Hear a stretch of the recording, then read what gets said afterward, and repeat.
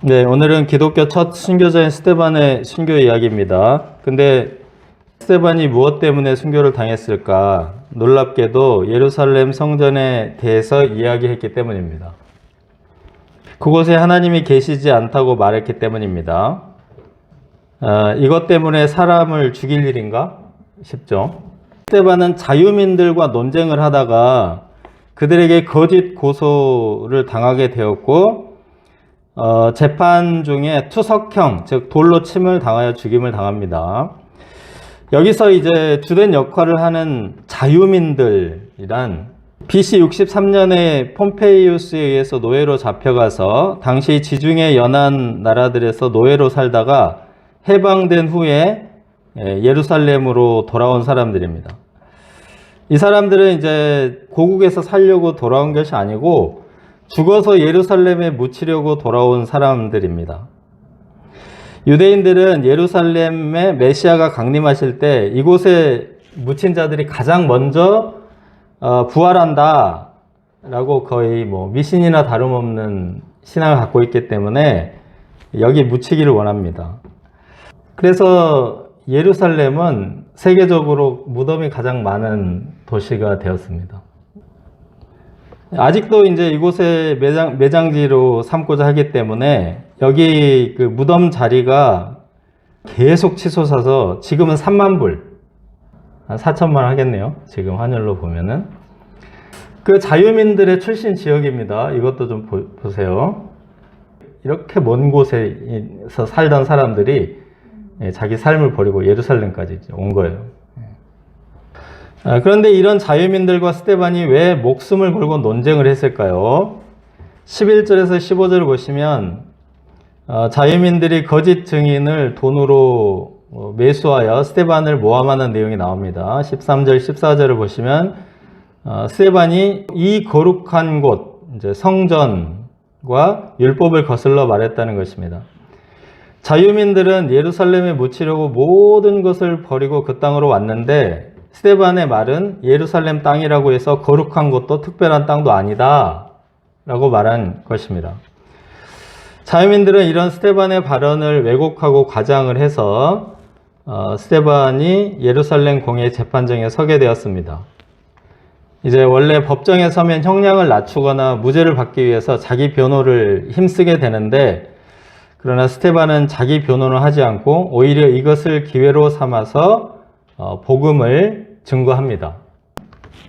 스데반의 주장을 한마디로 요약하면 하나님은 어느 곳에나 계시다 입니다. 다 같이 해보겠습니다. 하나님은 어느 곳에나 계시다. 시작. 하나님은 어느 곳에나 계시다. 완전히 할렐루야입니다. 할렐루야. 이것을 하나님의 무소부재라고 합니다. 무소부재. 하나님은 계시지 않은 곳이 없습니다.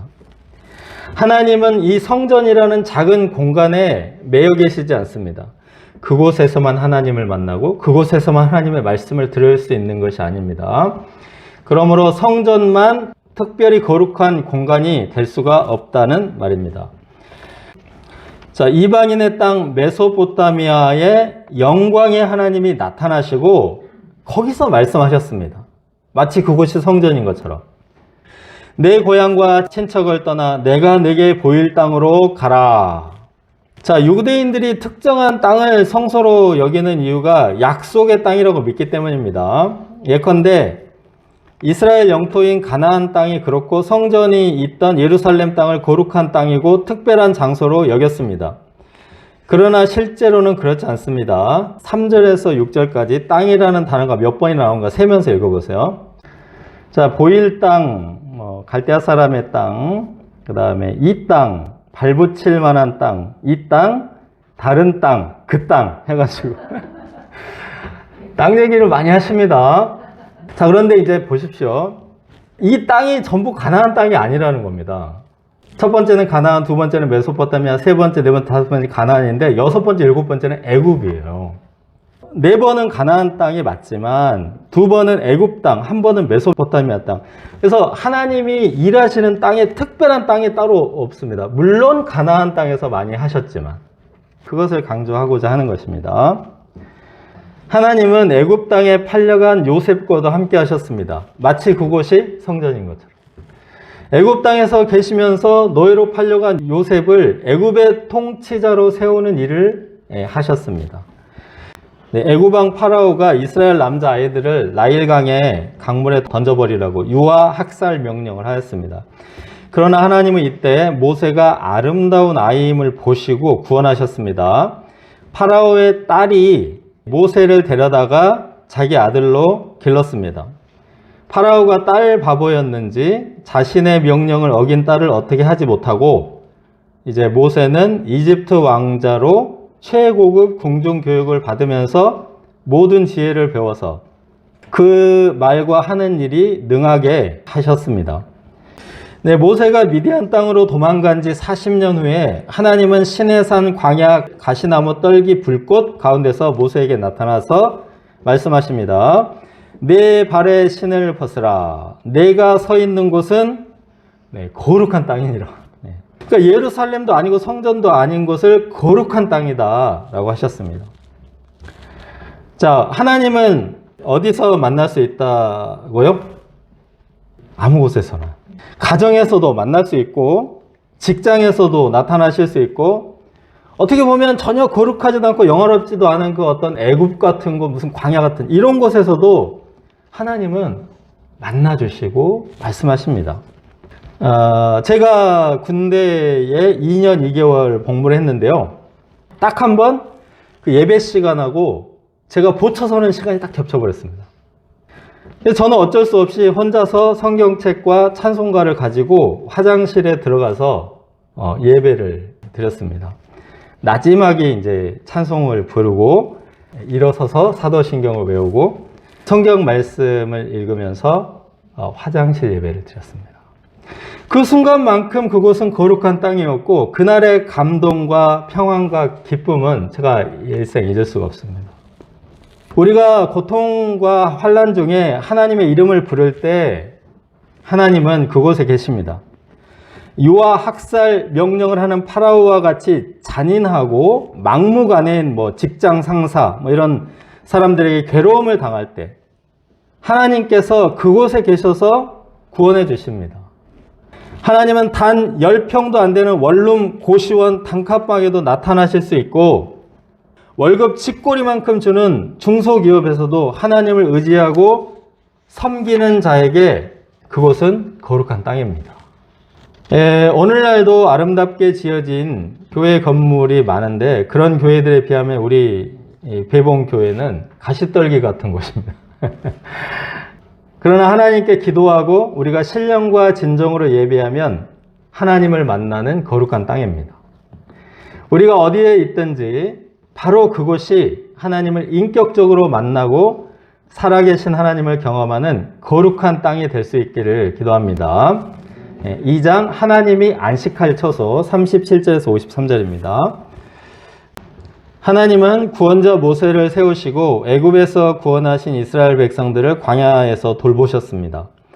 하나님께서 구원하신 백성들과 함께 하시는 곳이 곧 거룩한 땅. 여기서는 뭐라고 표현합니까? 교회라고 표현합니다. 회중, 집회, 조회, 모임.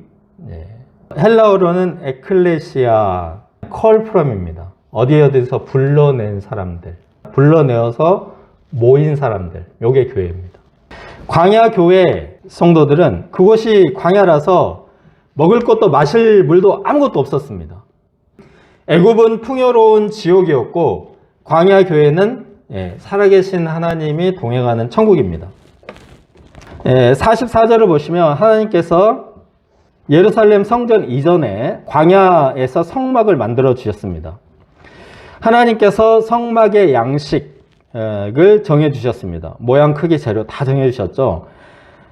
그런데 그것은 광야 40년까지입니다. 광야 40년까지. 그리고 46절, 47절을 보시면 다윗 왕이 하나님의 처소를 짓게 해달라고 하여서 그 아들 솔로몬 왕이 성전을 지었는데 이것도 성전도 유효 기간이 있습니다.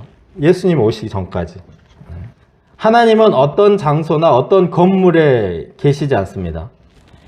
하나님을 섬기는 성도들과 함께 계시고 하나님이 계신 곳이면 그곳이 애굽이든 광야든 그 어디나 교회이고 초막이든 궁궐이든 그 어디나 하늘나라입니다. 하나님이 사람의 손으로 지은 곳에 계실 수 있겠습니까? 하나님의 손으로 지으신 광대한 하늘, 엄청난 그 우주 공간, 이곳이 하나님의 보좌래요. 그러니까 하나님의 의자 한 개라는 말입니다. 그리고 하나님의 손으로 지으신 광활한 땅도 하나님의 발 받침대 하나, 그 정도에 불과합니다. 우리가 볼 수 있는 모든 땅과 모든 하늘은 하나님으로 치자면 그냥 원룸 정도 크기입니다. 그러므로 예루살렘 성전이 하나님의 집이라고 생각하는 것은, 이것은 원룸도 아니고 뭐겠습니까? 쪽방입니다. 쪽방. 네, 이 쪽방 하나 지어놓고 하나님이 여기 계신다 이렇게 말하면 큰일이죠. 예루살렘 성전에만 하나님이 계시고 그곳에서만 하나님 만날 수 있다 이렇게 말하는 것은 하나님을 쪽방에 가둬놓고 이곳에서 하나님을 만나라 말하는 것 같다는 것입니다. 너희가 나를 위해서 무슨 집을 짓겠으며 나의 안식할 처소가 어디냐? 그렇다면 하나님께서 안식할 처소, 즉 성전은 어디이겠습니까? 하나님이 계시는 곳은 앞에서 말한 것처럼 교회입니다. 구원받은 자들의 모임, 성도들이 모여서 기도하는 곳, 성도들이 떡을 떼고 예배하는 곳이 하나님의 처소입니다. 그런데 이스라엘 백성들은 하나님의 처소이긴 했습니다. 광야 교회라고 했으니까 하나님의 처소이긴 했습니다. 그런데 하나님께서 안식할 처소는 되지 못했습니다. 39절을 보시면 복종하지 않고 거절했기 때문입니다. 42절을 보시면 광야 40년간 희생과 제물을 제대로 드린 적이 거의 없었습니다. 그렇다면 하나님께서 함께 계셨지만 이것은 불편한 동거입니다. 우리가 한 집에 사는 부부끼리 서로 존중하지 않고 서로 사랑하지 않으면 얼마나 가시방석입니까? 자녀들이 엄마 아빠 얼굴 본 척 만 척 무시하면, 투명 인간 취급한다면, 그러면 그 집이 좋을 수도 있고 비싼 집일 수도 있는데 그곳은 지옥입니다. 광야 교회는 하나님이 하나님으로 대접받지 못하심으로 불편한 동거, 불쾌한 동거였습니다. 우리 부모들에게 안식할 처소란 자녀들과 좋은 관계입니다. 좋은 관계. 서로 사랑하고 존중할 때 그곳이 천국입니다.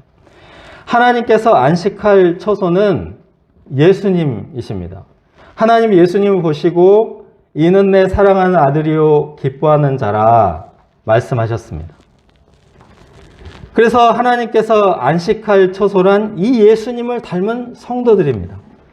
고린도전서 3장 16절에 너희는 너희가 하나님의 성전인 것과 하나님의 성령이 너희 안에 계시는 것을 알지 못하느냐.